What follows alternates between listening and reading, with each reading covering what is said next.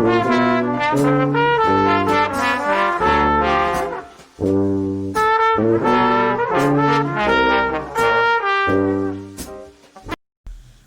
everyone, welcome back to my YouTube channel. It has been a minute. I know I've been resting. I took time out to just sleep and it's been the best decision I've ever made. No commitment to YouTube. I'm still more active on Instagram now that I'm on holiday. So if you guys don't see me here, I'm definitely busy on Instagram. But yeah, I mean, I've been sleeping, I've been resting, and now I can come to you with a new and fresh video. Today we're going to be talking about indecisiveness.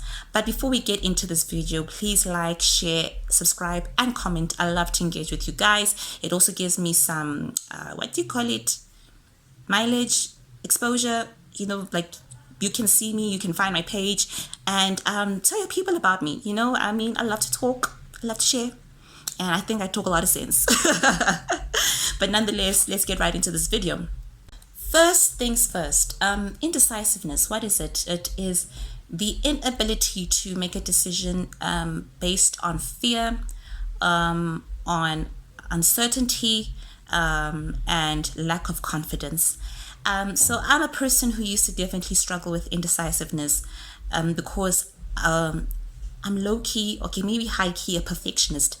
So I'm the type of person who takes failure very, very hard, and I'm a sore loser. And I had to come to the decision, well, I had to come to a thing or a point in time in my life, basically, to be okay with not always getting it right, and being okay with starting all over again, and being okay receiving critique. Criticism I don't handle well, but critique, I can stomach it better now. And this especially became a turning point for me last year when I was going through what I was going through. And I remember sitting down with my parents. This is before, I think this was the time when I had just lost my grandfather. And as we were driving down to the Eastern Cape with my mom, I told her that, you know what, I don't think I'm going to come back to Joburg. I'm going to stay in the Eastern Cape.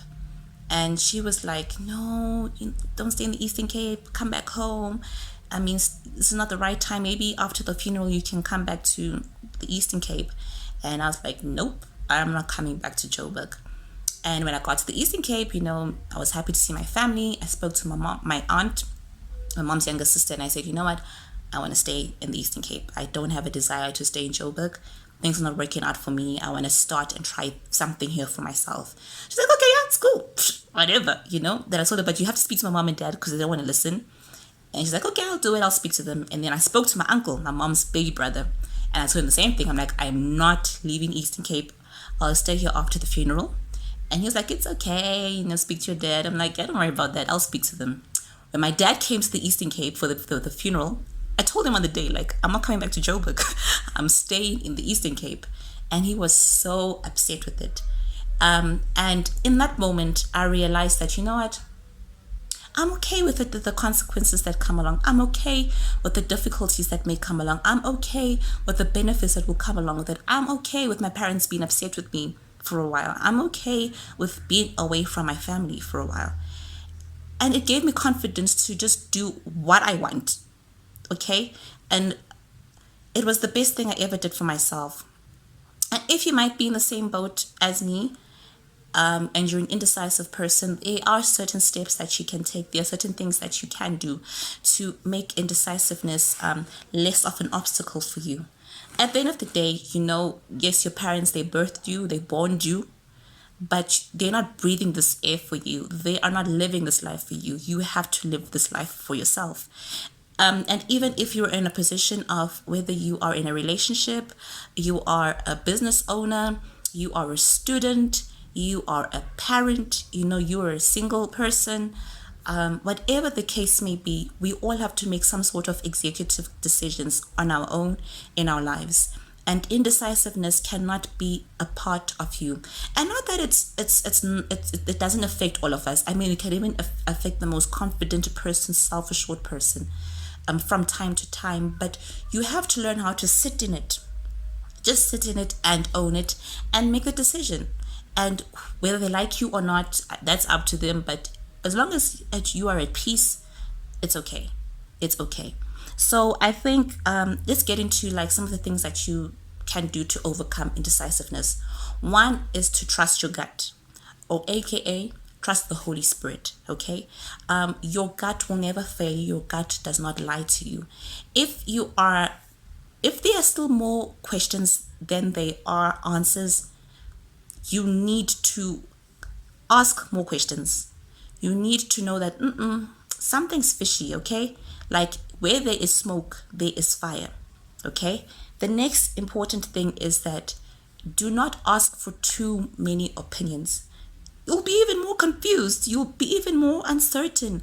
If you're an anxiety person, you will have panic attacks. You will have anxiety attacks. You won't sleep at night. You will suffer from insomnia. You won't eat properly because too many voices are in your head. So you need to get clarity. You need to get clear with yourself. You need to trust yourself. You need to consult with God if you're a spiritual person and listen, heed to his voice. Okay, and heed to your gut, your inner inners. I talk about the inner inners a lot.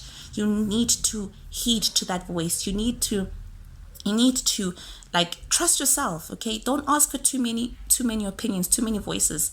I'm not saying that you should not seek wise counsel, seek wise opinions,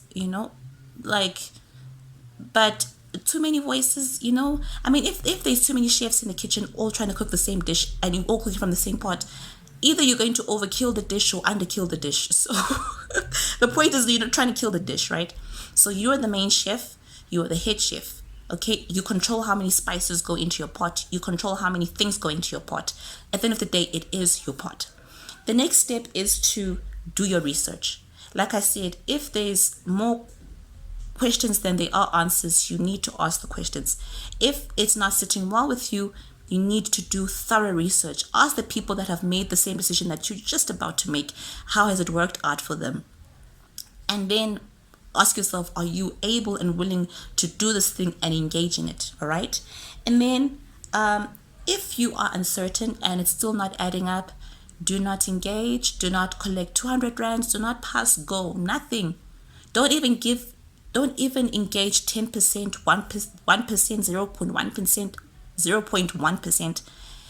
Completely disengage yourself from it. Uncertainty means that something's not adding up and you're not going to sit well with it even if you go forth with the decision, okay? And the next decision is that to overcome this fear of indecisiveness, one, you need to make peace with the fact that you're not going to please everybody. Two is that you're going to rattle some cages. Three is that you will have to anticipate the consequences. Three, you also have to weigh out the benefits. 3 or 4. I lost count, but you get what I'm saying. You get what I'm saying. So in the end, you just need to make peace with the decision that you make. You need to make peace that, okay, I've made it, I'm cool, whatever comes, and I'm ready to deal with it head on. And people that are indecisive tend to, I'll call you chronic indecisive person.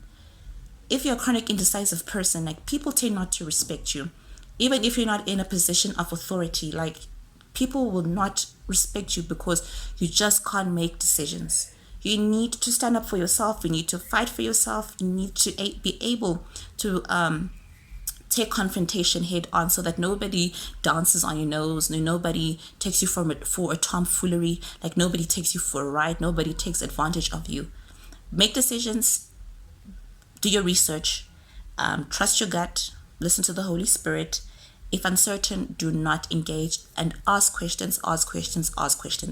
That's the most important thing about overcoming indecisiveness. So if you're encouraged by this video, just like some more, share and engage with me, and above all, just subscribe and hit the notification bell to be informed every time I upload a new video. And I'll see you guys in the next video. Bye.